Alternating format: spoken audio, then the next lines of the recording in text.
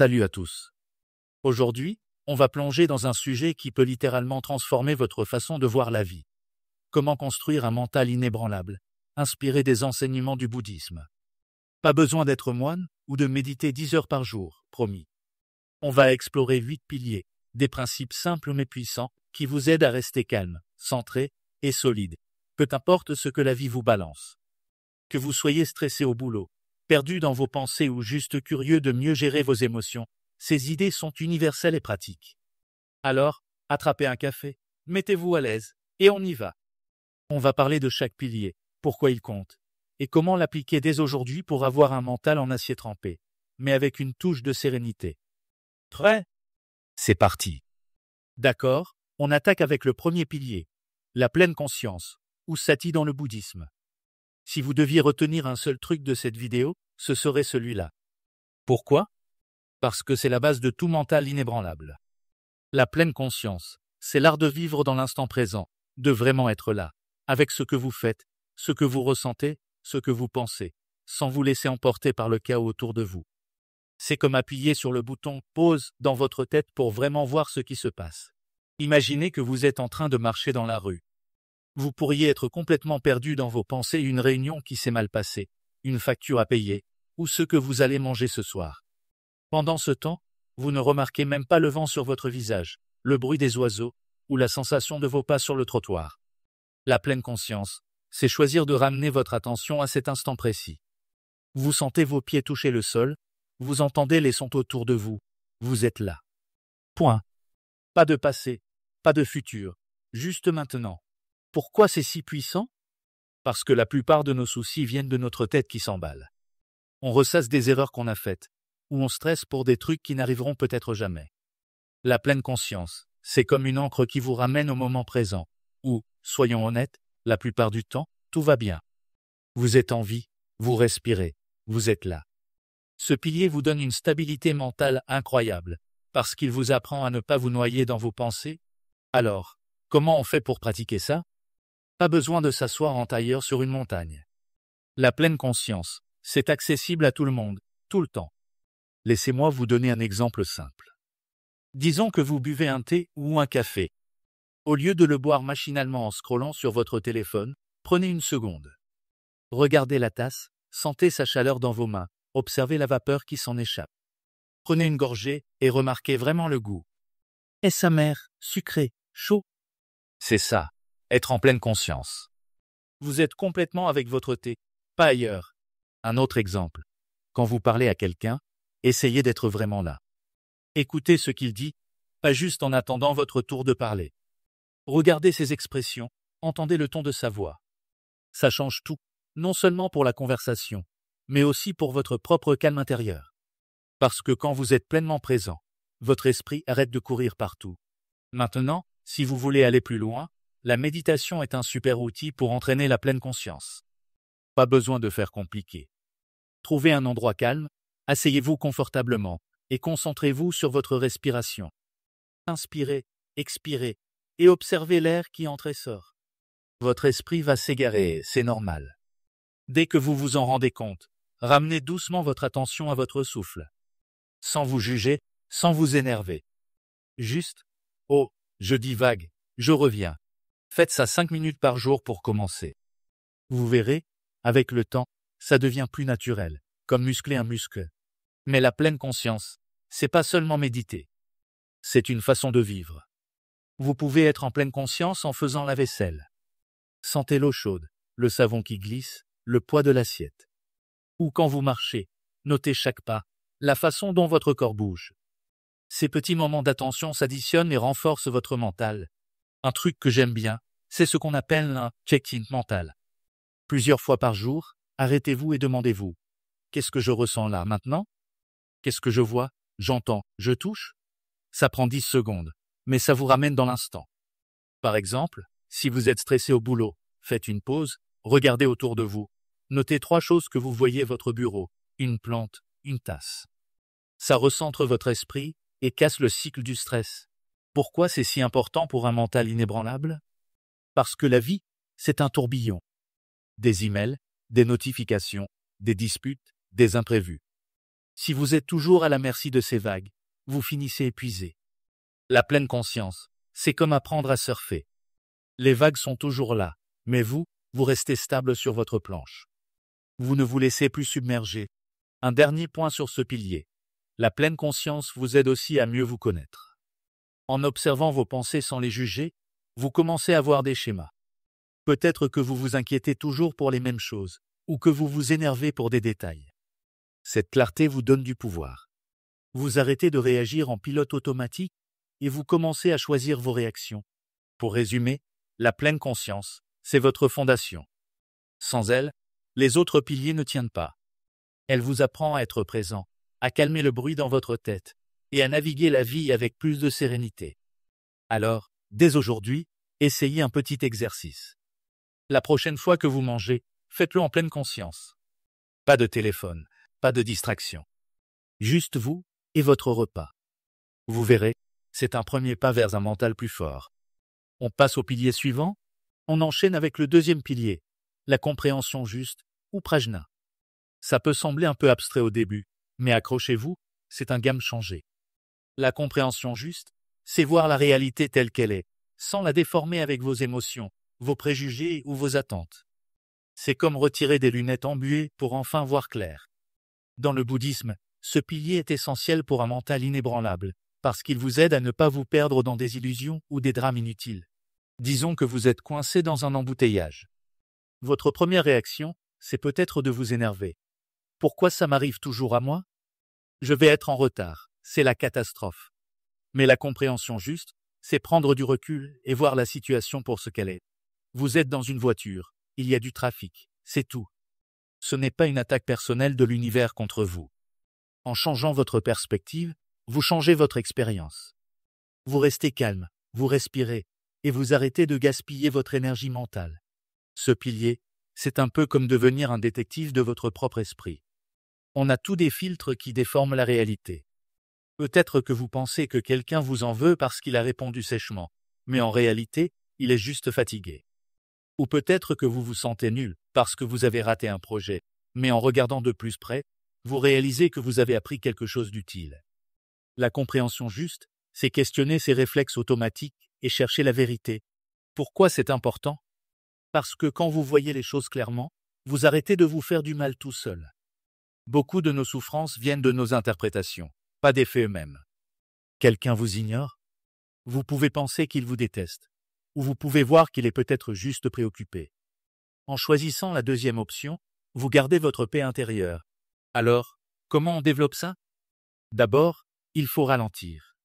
On vit à 100 à l'heure, et nos réactions sont souvent instinctives. La prochaine fois que vous sentez une émotion forte, colère, tristesse, frustration, faites une pause. Demandez-vous, qu'est-ce qui se passe vraiment? Quels sont les faits? Par exemple, si vous êtes énervé parce qu'un collègue a oublié de vous répondre, ne partez pas du principe qu'il vous manque de respect. Peut-être qu'il est débordé. Cette pause vous donne le temps de voir au-delà de votre première impression. Un autre outil, c'est de pratiquer l'observation sans jugement. Imaginez que vous regardez votre vie comme si c'était un film. Vous ne prenez pas parti, vous ne dramatisez pas, vous observez juste. Par exemple, si vous vous disputez avec quelqu'un, au lieu de vous dire « il est tellement injuste », essayez de noter « il élève la voix, je me sens tendu ». Ça vous aide à rester neutre et à ne pas vous laisser emporter par l'émotion. Une autre façon de cultiver la compréhension juste, c'est de questionner vos croyances. On a tous des idées qu'on prend pour des vérités absolues. Peut-être que vous pensez « je dois toujours tout faire parfaitement ». Mais est-ce vraiment vrai? En quoi ça vous aide? En posant ces questions, vous commencez à voir où vous vous mettez des barrières tout seul. Un exercice pratique. Prenez un carnet et notez une situation qui vous a stressé récemment. Décrivez-la en 2 colonnes. Dans la première, écrivez ce que vous avez ressenti et pensé sur le moment.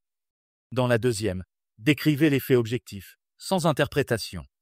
Par exemple, mon patron m'a ignoré dans une réunion, ressenti vs. Mon patron n'a pas répondu à ma remarque pendant la réunion fait. Vous verrez souvent que vos émotions viennent de votre interprétation, pas des faits eux-mêmes. Ce pilier, c'est aussi comprendre des vérités profondes du bouddhisme, comme l'impermanence. Tout change. Vos émotions, vos relations, vos problèmes. Quand vous acceptez ça, vous arrêtez de vous accrocher à des choses qui ne durent pas. Par exemple, Si vous êtes triste à cause d'une rupture, la compréhension juste vous rappelle que cette douleur ne durera pas éternellement. Ça vous aide à lâcher prise et à rester stable. En pratiquant ce pilier, vous devenez comme un rocher au milieu d'une rivière. Les courants, les émotions, les événements passent autour de vous, mais vous restez solide. Vous ne vous laissez plus manipuler par vos pensées automatiques. C'est une liberté incroyable. Alors, essayez ça aujourd'hui. La prochaine fois que vous sentez le stress monter, prenez une seconde, respirez, et demandez-vous, qu'est-ce qui est vraiment en train de se passer? Vous verrez, ça change tout. Passons au troisième pilier. L'effort juste, ou Virya. Là, on parle d'énergie, mais pas celle que vous mettez à courir un marathon ou à répondre à 50 emails en 1 heure. C'est l'énergie mentale que vous choisissez de mettre dans des pensées et des actions qui vous font grandir, tout en laissant tomber celles qui vous tirent vers le bas. Dans le bouddhisme, un mental inébranlable, c'est un mental qui sait où diriger son carburant. Imaginez votre esprit comme un jardin. Si vous passez votre temps à arroser des mauvaises herbes des pensées comme « je suis nul »,« je déteste un tel » ou « ça va jamais marcher », ces pensées vont pousser et envahir tout. L'effort juste, c'est décider d'arroser les bonnes plantes, la confiance, la patience, la bienveillance. C'est un choix conscient, et ça demande de l'entraînement. Par exemple, disons que vous avez une pensée négative qui revient tout le temps, comme « je ne suis pas à la hauteur ». L'effort juste, c'est ne pas laisser cette pensée prendre le contrôle. Vous la remarquez, et au lieu de la nourrir, vous la laissez passer. À la place, vous mettez votre énergie dans une action positive. Peut-être apprendre quelque chose de nouveau, aider quelqu'un, ou même juste vous féliciter pour un petit succès. Pourquoi c'est important? Parce que votre énergie mentale est limitée. Si vous la gaspillez à ruminer ou à vous plaindre, il vous en reste moins pour avancer. L'effort juste, c'est comme apprendre à gérer votre budget énergétique. Vous choisissez d'investir dans ce qui vous rend plus fort, pas dans ce qui vous épuise. Comment on fait ça? D'abord, il faut devenir conscient de vos pensées. Ça rejoint la pleine conscience du premier pilier. Prenez l'habitude de faire un check-in mental plusieurs fois par jour. Qu'est-ce qui tourne dans votre tête? Si c'est négatif, ne vous jugez pas, mais décidez de rediriger votre attention. Par exemple, si vous vous surprenez à penser à une erreur que vous avez faite, remplacez ça par une pensée constructive. Ok, j'ai appris quelque chose, je ferai mieux la prochaine fois. Un exercice simple. Essayez la règle des 3 positives. Chaque fois que vous avez une pensée négative, forcez-vous à penser à 3 choses positives. Ça peut être n'importe quoi. Un bon moment dans votre journée, une qualité que vous avez, ou même un truc tout simple comme le fait que le soleil brille. Ça peut sembler bête, mais ça reprogramme votre cerveau à chercher le positif. Une autre façon de pratiquer l'effort juste, c'est de poser des intentions claires pour votre journée. Le matin, prenez 1 minute pour décider. Aujourd'hui, je vais mettre mon énergie dans des actions qui me font du bien. Ça peut être sourire à un collègue, finir une tâche importante, ou même prendre 5 minutes pour vous détendre. Ces petites intentions vous aident à rester focus sur ce qui compte. Ce pilier, c'est aussi lâcher prise sur ce qui vous draine. Par exemple, si vous passez des heures à ressasser une dispute, c'est de l'énergie gâchée. À la place, canalisez cette énergie dans une solution. Parlez calmement à la personne, ou acceptez que vous ne pouvez pas tout contrôler. C'est ça, l'effort juste. Choisir vos combats avec sagesse. Un dernier point. L'effort juste, c'est pas être parfait. Parfois, vous allez ruminer ou vous énerver. C'est ok. L'important, c'est de revenir à votre intention de cultiver le positif. Avec le temps, vous verrez que votre mental devient plus léger, plus résilient. Vous devenez comme un athlète de l'esprit, capable de rebondir plus vite et de rester concentré sur ce qui vous fait avancer. On arrive au 4e pilier, la parole juste, ou vaka. Vos mots, c'est une arme à double tranchant. Ils peuvent inspirer, apaiser, construire, ou au contraire blesser, diviser, et vous tirer vers le bas. Dans le bouddhisme, la parole juste, c'est choisir des mots qui sont vrais, utiles et bienveillants. Et ça ne s'applique pas juste à ce que vous dites aux autres, mais aussi à ce que vous vous dites à vous-même. Parce que, soyons honnêtes, on est souvent notre pire critique. Imaginez une conversation tendue avec un ami. Vous pourriez lâcher une remarque cinglante pour gagner la discussion, mais est-ce que ça vaut le coup? La parole juste, c'est choisir des mots qui calment le jeu, qui clarifient sans blesser. Par exemple, au lieu de dire « tu m'énerves, tu fais toujours ça », vous pourriez dire « je me sens frustré quand ça arrive, on peut en parler ?» Ça change tout? Non. Mais la parole juste, c'est aussi votre dialogue intérieur. Si vous passez votre temps à vous dire « je suis un loser, je rate tout », vous fragilisez votre mental. À l'inverse, des mots encourageants, même simples, comme « je fais de mon mieux, et c'est assez », peuvent vous donner une force incroyable. Pourquoi ce pilier est crucial? Parce que les mots façonnent votre réalité. Quand vous parlez avec bienveillance, vous créez des relations plus solides, une ambiance plus légère, et un esprit plus calme. Quand vous parlez avec dureté, même dans votre tête, vous créez du stress et de la tension. Comment pratiquer? Avant de parler, posez-vous 3 questions. Est-ce vrai? Est-ce utile? Est-ce bienveillant? Si la réponse est non à l'une d'elles, reformulez.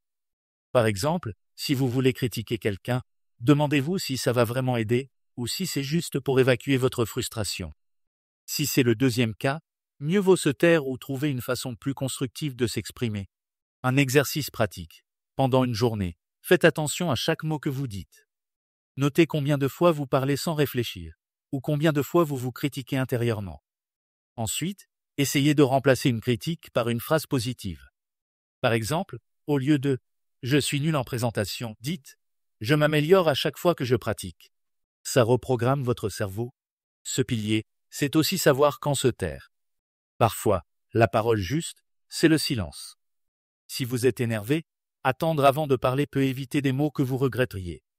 C'est comme laisser la poussière retomber avant de décider quoi faire.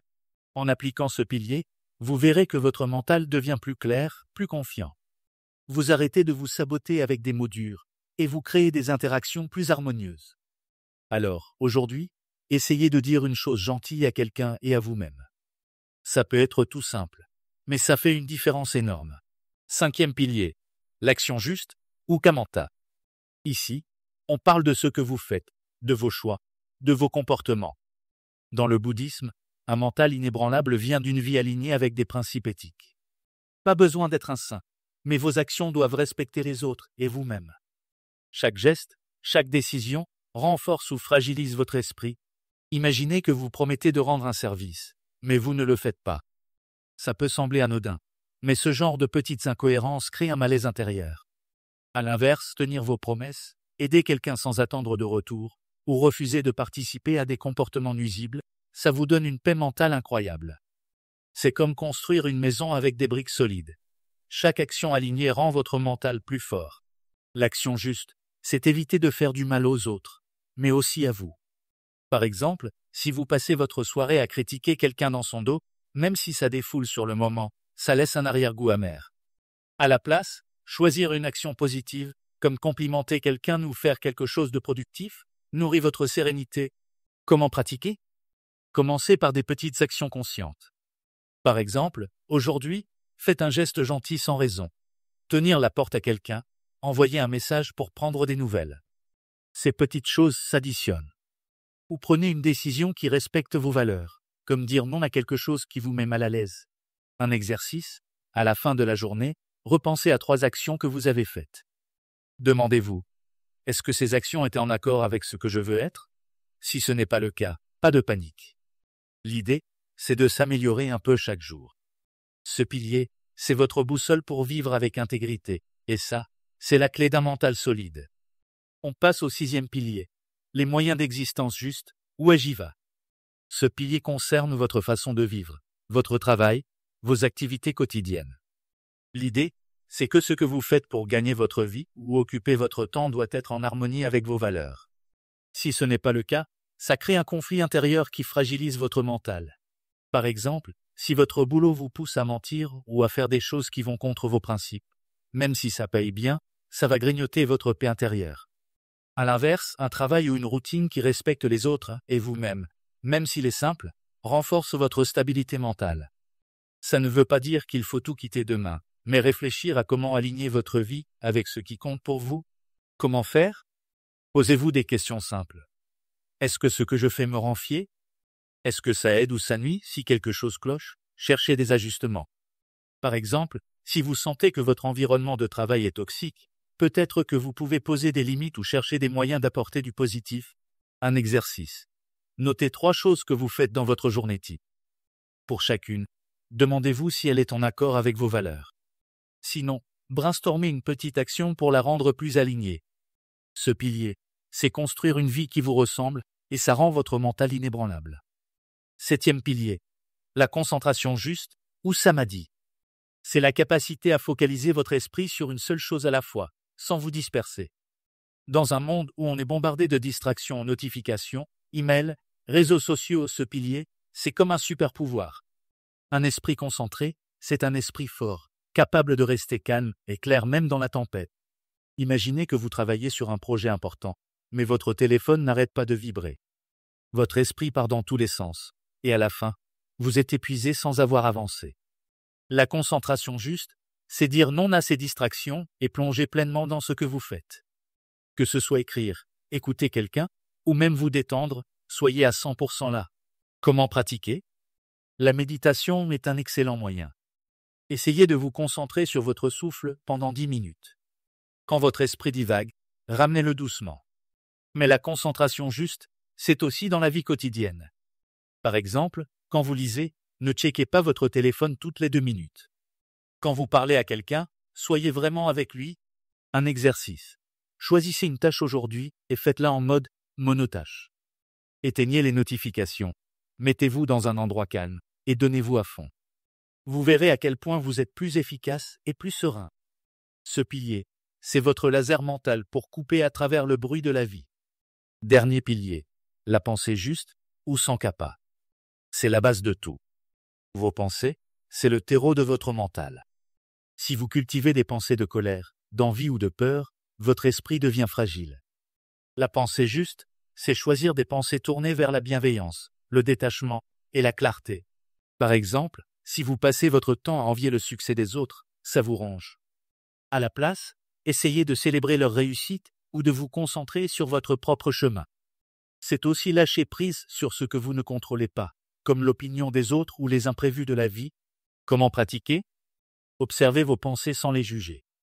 Quand une pensée toxique arrive, notez-la et redirigez votre attention vers quelque chose de constructif. Par exemple, si vous pensez « je ne serai jamais assez bon », remplacez par « je fais des progrès chaque jour ». Un exercice. Chaque matin, choisissez une intention positive pour votre journée, comme « aujourd'hui, je vais penser avec bienveillance ». Ce pilier, c'est devenir le maître de votre esprit. Et voilà, les 8 piliers d'un mental inébranlable selon le bouddhisme.